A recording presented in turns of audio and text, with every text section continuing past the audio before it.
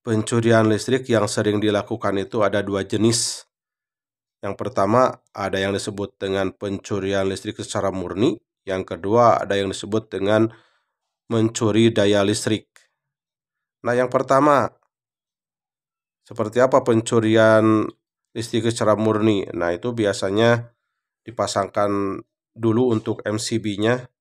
Nah, supaya tidak ketahuan, ini biasanya disembunyikan ya untuk MCB-nya. Kemudian untuk kabelnya dari MCB yang terpisah ini langsung dihubungkan atau langsung dicantolkan ya ke kabel SR.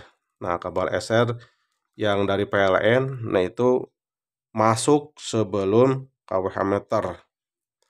Jadi pada saat menggunakan listrik yang masuk ke MCB ini, maka untuk KWH meternya tidak akan berfungsi. Untuk MCB di sini juga tidak akan berfungsi. Jadi yang berfungsinya hanya MCB yang ada di sini. Nah, itu yang pertama, pencurian listrik murni. Murni ini ya, pencurian listrik. Nah, sebetulnya ini bisa terdeteksi oleh PLN, apalagi untuk zaman sekarang. Nanti kita akan bahas di video berikutnya.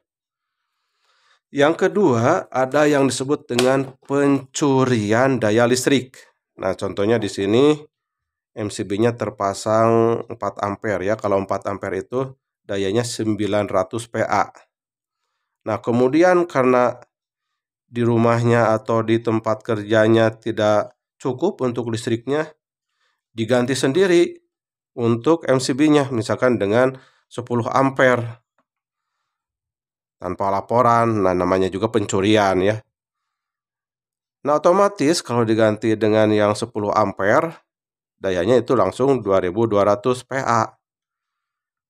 Jadi pada saat digunakan, nah tetap kalau untuk MCB-nya, maaf ya bukan MCB, tetap untuk KWH meternya ini akan terus mencatat ya penggunaan listriknya.